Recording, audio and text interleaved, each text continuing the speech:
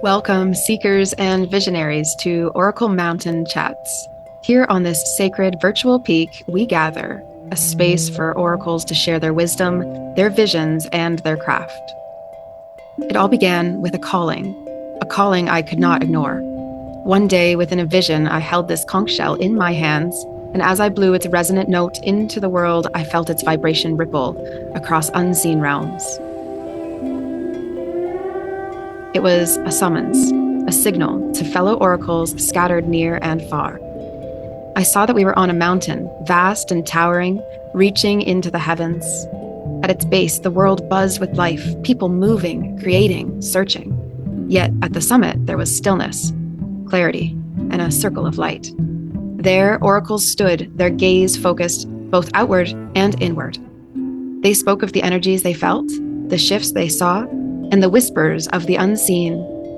They weren't above the world, they were its witnesses and its guides. From this vision, OracleFest was born, a celebration of connection, insight, and the timeless wisdom that flows through us all. Here we gather as oracles to share the visions Spirit whispers to us, to speak of the energy currents flowing through nature and humanity, and to help guide those who seek answers in a world that often feels lost. So grab a seat, breathe in the mountain air, and join us as we begin today's chat. Whether it's an energy reading, a conversation about our craft, our path, or simply sharing a perspective on the world below, this is where we wait for more oracles to join us on the mountain. What wisdom will the mountain bring us today? Let's find out together. Step into this sacred space where the wisdom of the ages converges with the questions of the present. All right, we find ourselves back here on Oracle Mountain, this virtual space, this mountain peak I always see in my mind right before I click record here. And today, so blessed to welcome Jade Sol Luna to Oracle Mountain and bringing a new edge of astrology and new understandings, which I'm excited to dive into because we were already sort of starting to, this always happens, we're starting to chat before we actually click record. And then I go, this is so valuable. We got to finish up our, our housekeeping stuff so we can share this with people. So I kind of feel like just diving right back into our conversation. But in order to do that, we have some like defining tools. So first, Jade is an That's correct. That's right. Asterian astrologer, and an Aghora. And so, what does that mean is going to be where we start off. Either or, what does that mean? Well, I'll start with the Asterian Astrology. When I lived in India, I had a guru that was silent. So I had to go to India and be silent for months. And out of boredom at a library, I grabbed the book called the Yavana Jataka, which was an astrological text that the priests of Alexander the Great had spread throughout the ancient Mediterranean world. And out of boredom, I translated it from Sanskrit, which this was a Sanskrit book, and translated it back to its original Roman Greco format. And when I did that, I started using the system of astrology and I started giving readings with it. And I believe it's absolutely one of the most profound systems of astrology on Earth. So, Asterian astrology means star-based astrology, but it's also given to the goddess Asteria, the goddess of the stars. Mm. Aghora means to live without fear. And it's the path that I've been on in India. This is my 30th year of practicing Aghora and my 30th year of practicing Asterian astrology. And when I initially went to India for the first time, it was due to I was given a really negative health diagnosis. And so I wanted to confront death. I wanted to have actual experiences of the other side. I don't want to read a book saying this is what happens when you pass on. Because of the state I was in, I had a lot of anxiety about dying because I was given a diagnosis that I might not live very long. And so I went searching for a group that meditated on maybe death and dying and things of that nature, which led me right to agoras in central India.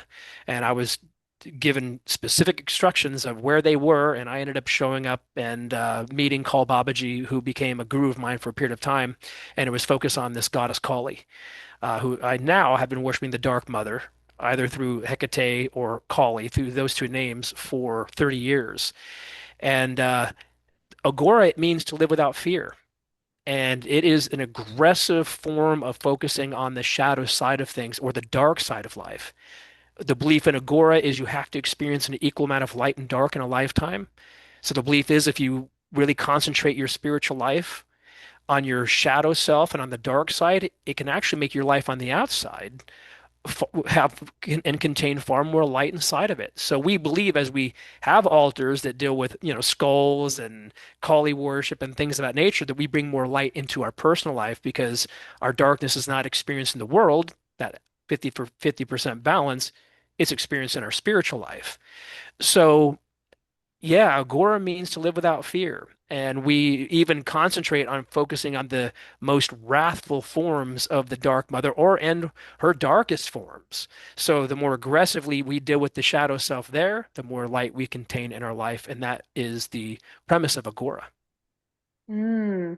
Well, I love that, and I'm resonating quite a bit as well, having sort of a personal relationship with Kali over the years. I can really see how that would be your teachings and taking from her, and certainly how she's been showing up for me as well. And literally just this week, this cat, I'm pet sitting 3 cats right now for my friends, and so they might show up at some point. But this one cat has brought in a snake twice to the house. And I went, Kali is so present right now. Why is this? Maybe it's because we were going to have this conversation. So now this is making a lot more sense. And I love I have 3 cats too at my home right now. A cat, 3 cats, and a dog. There you go. That's normally what's here is 3 cats and a dog, but the dog Yeah. is away on vacation right now. Yeah, I love cats. I have a hairless Sphinx. You, Osiris is his name, and he is my little baby. I absolutely love that cat. Yeah. oh my gosh, they are so sweet. Such a unique animal. Yeah. I'm sure you get that a lot. Yes, absolutely. Oh, amazing. Okay, so I'm curious. There is this inciting incident. If you see our lives like a movie or something, a movie script, there's this like inciting incident of a negative diagnosis of some outcome that, lay before you. And you went into this path of, it's interesting because, people have this thing, they come up with fears and they come up to those sort of stall points that feel like, oh, life is changing here. And you broke through it in some kind of way, I would think, just by being with the darkness. And I often think, so much of what is creating suffering for people is they're resisting suffering. It's just the in between that and like the Yeah. afraid of the fear and afraid of the anger and afraid of the grief. And well, I don't want to go to the end of that feeling. The end of that feeling is actually like relief and lightness at a certain point. Is that sort of the practice of like, or does it Yeah. kind of, okay, does it express differently? How do you see? Well, there's a belief that if you can actually endure suffering, you can endure anything. So Right. strength and to be strong in the midst of anything, especially being an astrologer, I tell people all the time, in ancient astrology, especially in ancient Greek astrology, there was a lot of talk about Saturn is a challenging planet, Mars is a challenging planet. The North and South Node were actually in ancient time the single most challenging of all planets. They created eclipses and they brought up the dark shadow things that we had to deal with in life. The sun in ancient time they said was hot, so it was challenging. So you Mm-hmm. have the majority of the planets are about challenge. And Yes. my guru would say, because of the fact that, the universe is set out the way that it is, it's about being strong in yourself and handling life adversities. And if you're comfortable with the things that make you uncomfortable, then you can have everlasting peace. So Agora was the process of invoking energies that would make you uncomfortable. If there was something that was bothering you, something that brought up the feeling of dark or negativity, well, you would have to go meditate on that here. That was the focus. And so, whatever the fear was inside of you, whether it was a small fear of like failure to a global fear of like, you know, the planet suffering, death and dying, those are Yes. the things that we meditate on. And you'd actually have to repeat those meditations until you loosened your grip on them by having a conscious light experience of those things. And eventually you'd realize there's really nothing to fear at all in anything at any point in any time. But Mm-hmm. it's an aggressive path of making you stronger in yourself so you can Yeah. endure whatever life throws your way. Yes. this makes a lot of sense, and in some ways has some parallels, I think, to the shamanic path and to anyone's spiritual dark nights of the soul. That people will have this moment or phase where they're in that kind of, and then so the walking the path of the Aghora would be walking with that commitment, continued commitment to the challenge and the facing and the being with what is dark, and celebrating or honoring maybe and respecting what that is as your path towards light, because it's always there, it's inherently always there. So I love that. That's a really beautiful perspective. I think a lot of people will make sense of that, because it especially in, it's funny because you were giving me your gentle pre-warning of, ooh, a bit of some contrary thinking here, is it gonna fit, is it gonna work? And I'm like, of course it works, because we need all perspectives in order to understand fully, right? So you've found this through a deep understanding and experience. Other people maybe need the experience of listening in order to have their insight and their awakening of what that is. I see it a lot because I've also taught the idea of archetypal based self reflection through shadow selves, through light selves. And anytime we went to light, I was like, just a warning, everyone, it's about to get darker. Yeah. Because they never saw it coming. And I'd always kind of try and, heads up, you thought shadow work was icky, but that was the stuff you knew already. And in order to have more light, there is always more darkness that has to clear away, that was in that subconscious, that was like pulling us back or something. And so facing it head on, that is that oppositional energy. I just posted today on my feed, probably knowing that we were going to have this conversation somewhere, about playing the opposites game in healing, and actually how really that's helpful in movement. That's helpful because people are doing one movement, you play the opposite and you stretch the thing that, but it also, I think, really it holds a lot of truth. And so it's a grueling kind of path, though, because you're throwing yourself into the fire, aren't you, in some kind of way? Exactly what it is. And as a matter of fact, one of the more controversial elements of it were like in Wicca as an example, there's like protective circles and so forth where like call Babaji would be like draw a circle and invite all the demons into it with you, all of them. He said they will actually do the work. And well, also we see those types of forces very differently. And one of the slogans in Aghora is if demons are your friends, your karma is clean. The Mm, premise is that there are angels or devas, as we call them in India, and they keep track of all the good things you do, and they decide through Jupiter when that good karma comes back to you, and sometimes Venus.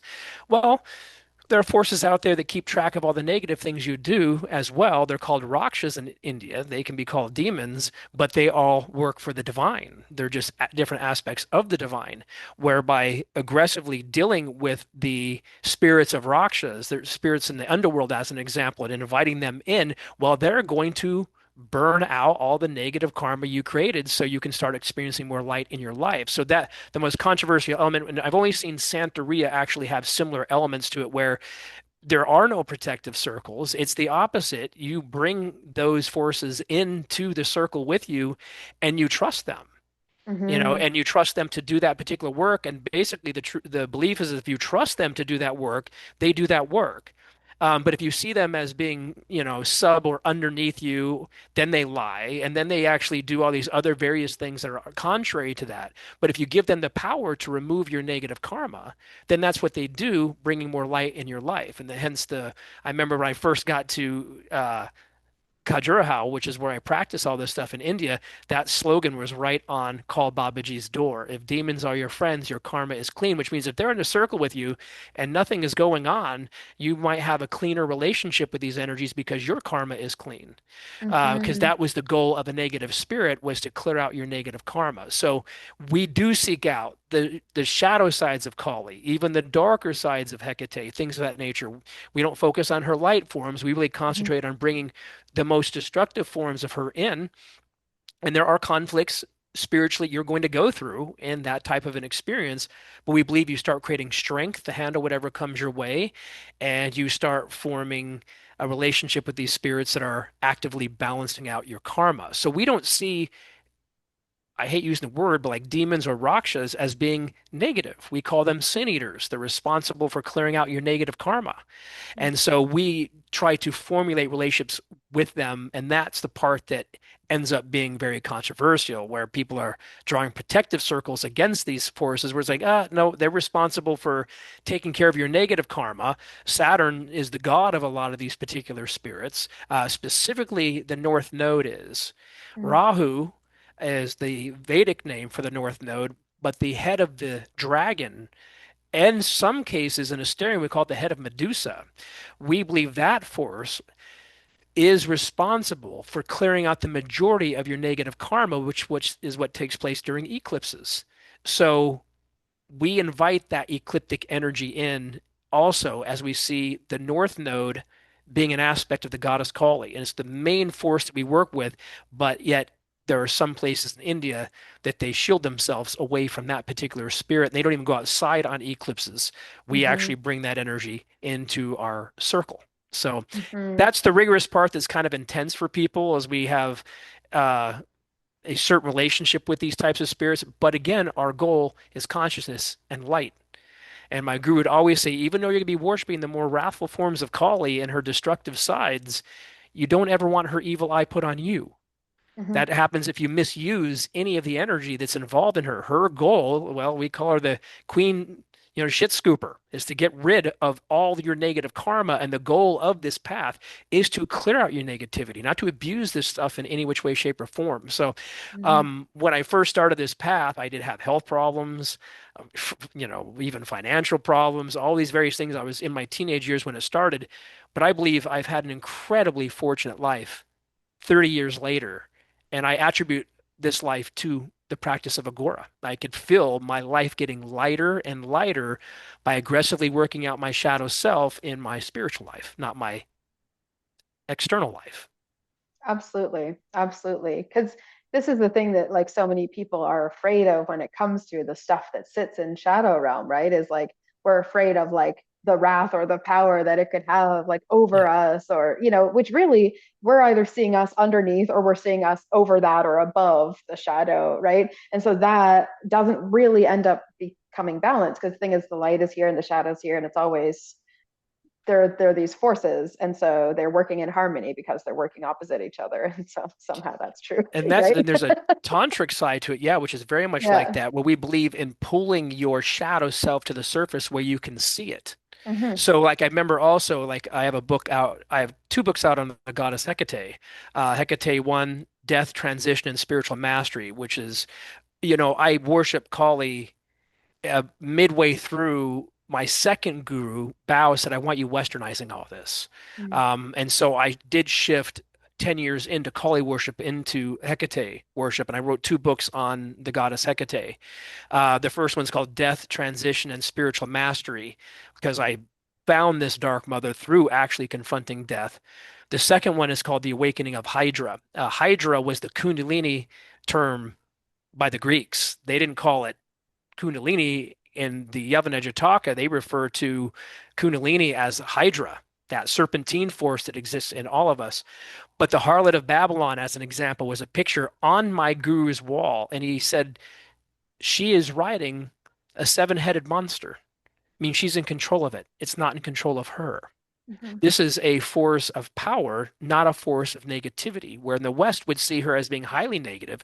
We see her as being positive because Tantra, the tantric side of Aghora, is you pull that shadow up where all your weaknesses are, the lust for power, the lust itself, but you be in control of them. If you end up being in control of the shadow, that's the goal of Tantra in ancient time. This whole sexual part of Tantra is relatively new.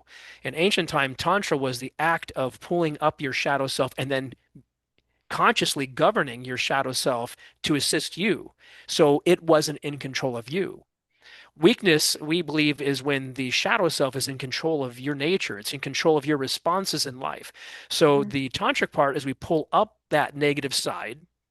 My guru would always say, I want you to write 20 things about yourself that are highly egotistical, that separate you from other people. And I remember being in India, being 20, 18 to 20s when I started this path and going, oh, I'm 20 and look at how spiritual I am. I've been in India this many times, and I had to write out the ego-based stuff that would come up from inside of me.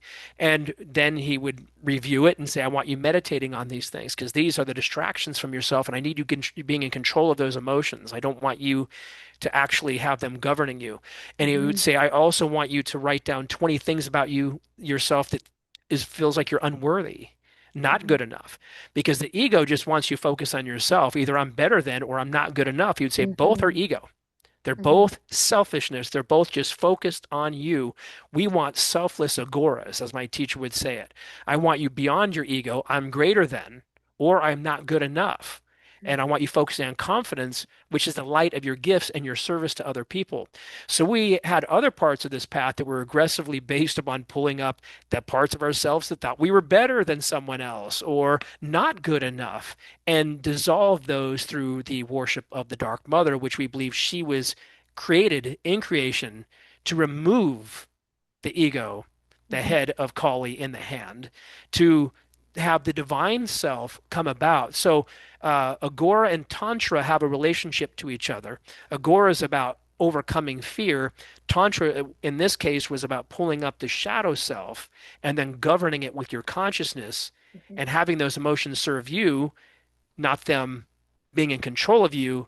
And that's hence the harlot of Babylon was on his wall for a reason. She is in control of the monster. She is a master. And he went all the way down to her drinking the blood of saints. He was like, no, she's an actual drinker of consciousness. She is absorbed in the bliss of saints. She is the queen of saints and in control of the monster all at the same time. Be like her. And I Mm-hmm. was like, especially having a Mormon upbringing, I remember seeing that picture on his wall going, what does he have the harlot of Babylon? Oh, he explained it. He said, that's the goal here. You be in control of your shadow self. Don't let it govern you. And so all of these things are connected to this very kind of dark but very liberating path. Mm-hmm. Mm-hmm.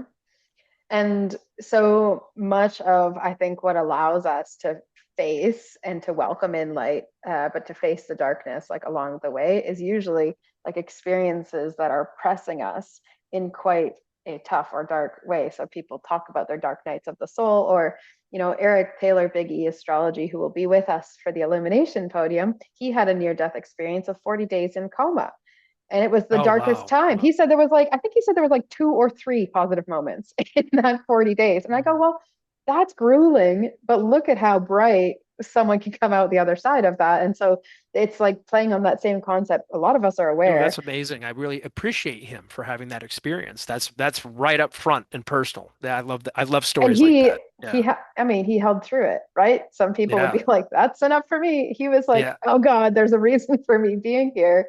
I will endure, endure, endure. And then the relief that comes out of realizing life is not the hellscape that was getting created in that kind of time. That's how a lot of people do live. That's the real concentrated version, Yeah. and intense. But I think that's like so familiar for a lot of people and explains.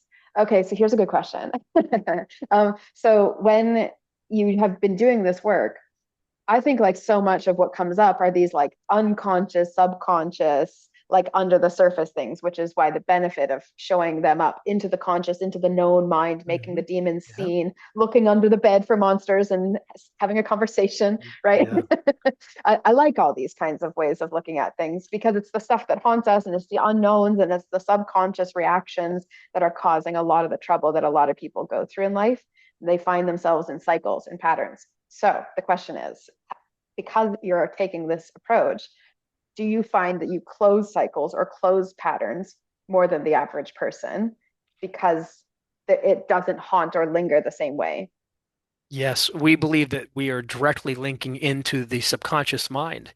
And, you know, Call Babaji, my first teacher, which he died not too much longer after I started to go see him. So I only spent a few years with him, and then I had a second guru named Bal Kachuri, who became my teacher for the rest of my time in India. But Call Babaji was like through looking at the subconscious mind and looking at the parts that are really, you know, hidden underneath it. We have to go back into your baby years between 0 and 7. Mm-hmm. Between 0 and 7, he said you make so many decisions about how successful you can become. He said, even a decision like, let's just say you're a child and you're like, I never want to be separate from my mom and my dad. He said, that can literally put a veil over you where you can never succeed financially over your mother and father because that could feel separative to you as you advance. And if you want to be free of certain things, we got to go back there and look at things that, and so we did these really intense spiritual practices and some of them were hallucinogenic too, which was very unusual for India. India doesn't have a lot of Mm. DMT and stuff like that. Our guru did and believed a lot in things of that nature. He goes, you want to aggressively go into 0 to 7. Between 0 and 7, you make beliefs as a child that are sitting with you to this day. And I could not believe the things that we came up with between 0 and 7. It's And so mind now, blowing. even in my life, when I'm as an astrologer and I'm giving readings, I can see people completely inhibited by their belief system from their early baby years, and where Hmm. they can't expand beyond their family, they can't go beyond where their family has gone, and so Hmm. they're under this umbrella of family experiences. Even if they don't get along with family, those decisions are instrumental. So we stayed in 0 to 7 for years. Hmm. And it would say, I know you think that you've covered everything, but you probably haven't. And then you cover something else. And then you'd end up going into the womb and Hmm. hearing conversations between mother and father, whether they should even have you or not, and think all these other various things. Or maybe this child is going to bring up more conflicts. And so, yeah, I do believe personally with the type of upbringing I had, that I entirely released these boundaries that we create in our youth. And so I believe, yeah, and so actively I would watch emotions come up that I could not believe were actually there. And watch them kind of also dissipate through the worship of Kali. So you, through consciousness and meditation, would bring them up, and then you would chant Kali's name to clear them out, as we call her, the infinite shit scooper. That's what my guru called her, literally. So Hmm. she's here to get rid of all of that stuff. You Yep. can't invoke another goddess. Another goddess is not going to remove them. She knows Hmm. how to pull that stuff from the root, and the goal of the Dark Mother is to pull these things out from the root. So Hmm. let's pull them up and worship her and have them clear them out. And how I knew it was working is I was watching emotions just randomly circulate through on a day-to-day basis. Even if I wasn't doing a practice, I'd go, "Oh, wow, there's that. There's a thought process that came right from my youth right there." And then I'd watch my life open up more. Your life Hmm. is a reflection, and the type of life you are is a reflection of what's going on in your subconscious mind. We don't even believe your conscious mind has anything to do with what's happening in your life. We believe the subconscious mind dictates all of it. Hmm. And that's why in ancient astrology, they use the moon as your actual planet that ruled over your personality, not your sun, anyways. So when people get caught up in their sun sign, I'm like, the ancient Greeks used the moon sign. Hmm. And they use a 27 sidereal based moon sign system. And we were able to prove that through kings putting their face on one side of a coin and their sidereal moon sign on the back of it. I used that to actually explain how Hmm. the ancient Greeks used sidereal astrology through coins. But the moon, your conscious mind, let's just say you're smoking cigarettes and you're addicted to it. Your conscious mind can say, I don't want to smoke anymore. I don't want to smoke anymore all at once. The subconscious mind ultimately determines whether you're going to keep actually smoking cigarettes or not. So Hmm. we believe the subconscious mind rules over the things that are taking place in your life. Hmm. So your conscious, we don't even love manifesting too much either because, well, that's your conscious mind saying, I want this, I want that. Choosing. But if your subconscious mind is saying no, then you're wasting a lot of your time. You have to go in there and really confront the devil's advocate in yourself, which we believe that's the subconscious mind. So I ended up with Aghora Baba on my very first day. He said, Why are you here? And I was going, Well, I was diagnosed with an enlarged heart and the type where I'm not supposed to live till I'm 21. And he said, Well, why do you want to die? And I said, I don't. I'm here because I don't want to die. And he goes, if you sit in front of me and say, I don't want to die, I don't want to die, maybe you're going to die. But if you can go tell me why you want to die, maybe you'll live. So I want to hear tomorrow when you return, I want 20 reasons why you want to die. Then we can get busy. Oh, I couldn't believe how quickly I came up with those 20 answers. I mean, I Hmm. actually came up with a heck of a lot more than 20. It would shock me as I finally let go of this I don't want to die paranoia that I had that took me to India. I didn't even Hmm. sleep because I thought I was going to die in my sleep. Hmm. So all of a sudden, I'm writing down why I want to die, the things I went through in my youth, the stuff I saw with my family, all these other various things. Like, oh wow, I am responsible for this. And Mhm, Aghora says you are responsible for everything that has ever happened to you. And if mhm. you can take responsibility for that, free yourself of it. Let's do the work. You're not a victim of anything. So I would watch through this rigorous practice emotions coming up from the subconscious, especially around food. Food was where I saw them the most. I saw the single most destructive threads in me through food, Mhm. which that's how subconscious it went. I'm going to eat. I'm going to eat something I don't or shouldn't eat. Why? Oh, this is a destructive trait in me. Food kind of strangely in my early years of being in India revealed how destructive our subconscious mind can actually be. As clinging to Absolutely. things that are really subtle that you wouldn't expect to be that destructive, all Mhm, for the sake of annihilation of the self, because there was mhm. self-anger there, self-hatred Yes. there. And so all this stuff was clearing out, all these things, and we were on a day-to-day basis consciously watching the subconscious mind, decisions we're making. So, yes, I believe there's an incredible advantage. And I believe someone who does this type of work is going to confront emotions in themselves they've never, ever dealt with before. And I even think people have been on a path of light for a long time could have actually missed a lot of things that Yep. are sitting in the subconscious mind, not allowing them to manifest the certain things that they're trying to manifest, like a relationship or whatever, because of beliefs that are sitting in the subconscious. So I am a firm believer that this path is very conscious and should be utilized in some way, shape, or form in most cases so people can have more of an abundant life anyways. But to answer your question, yes, I believe that we are far more actively seeking and experiencing the subconscious mind than other people are. Yeah, I love that. I mean, it's interesting because I have all the different ways that I've found some of these lessons from because I'm a hypnotherapist, and so I go, yeah, Oh, zero to wow. I seven, what love a hypnotherapy. yeah, I right, love same. hypnotherapy. Yeah.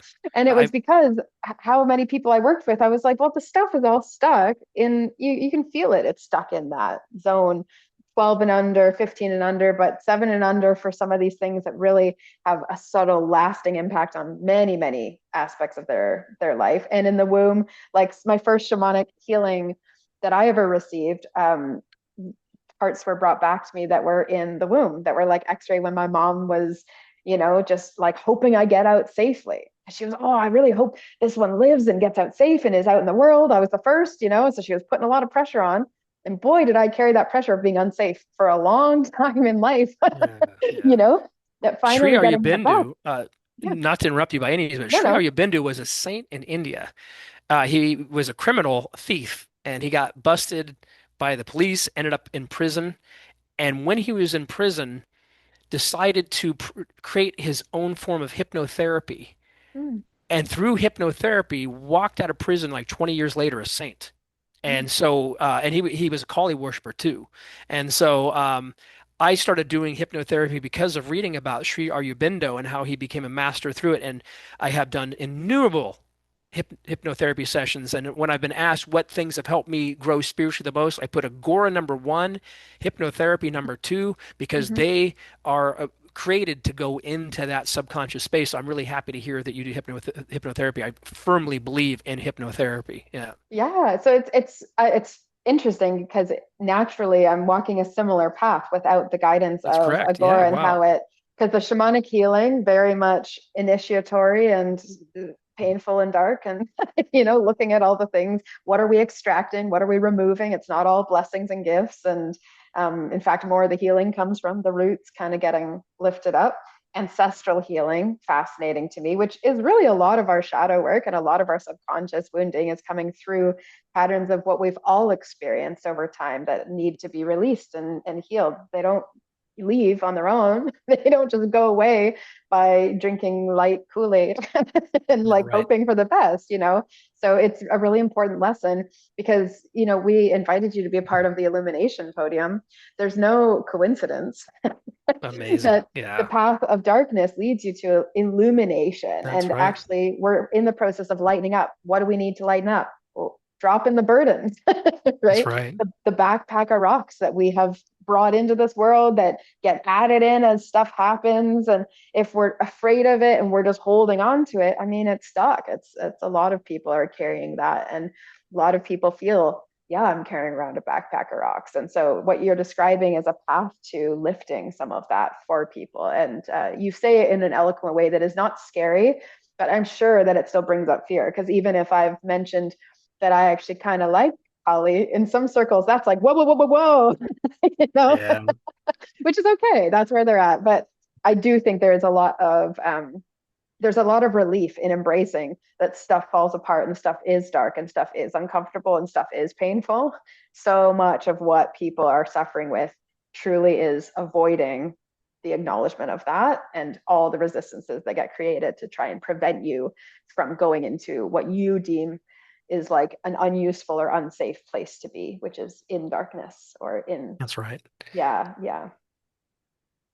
Amazing. Yeah, So good. So I'm really excited. I'm really me excited for too. all of the OracleFest folks to be, and because we have star stuff going on, it's going to be really like grounded in existing here. You know, we've got Eric Taylor with a similar path through astrology and thinking differently about how we have to see things. And Debbie Solaris always has something new when talking about stars and the galactic realms. And so the star Asterian galactic astrology is well represented in this illumination podium, which makes me very happy. And then there's also mediumship. So we're talking about spirits on the other Amazing. side, Yeah, right?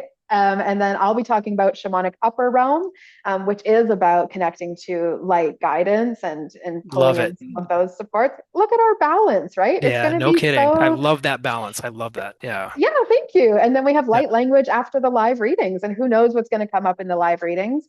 But if I know anything, we're going to be pulling up some of these roots because that's how we get the illumination. There's going to be a lot of aha moments, I think, for a lot of people. I just have chills saying that. So I think a lot of people are going to get insight, whether they're there live with us on Saturday or in the replays. So I'm really touched that you are feeling the call and joining the OracleFest squad to help everyone empower that sovereign oracling place within themselves and get the next step on their path, right? If someone resonates with what you're saying, then maybe that's the next phase for them, the next chapter for their spiritual journey. So anything else you want to share while we're up in this mountain space, going You public to know, YouTube? I think I've covered the things that matter to me the Great. most for now, and I'm Awesome. super excited for the event.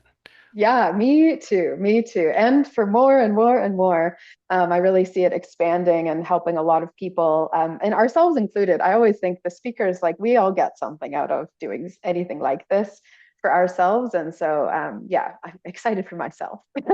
Good.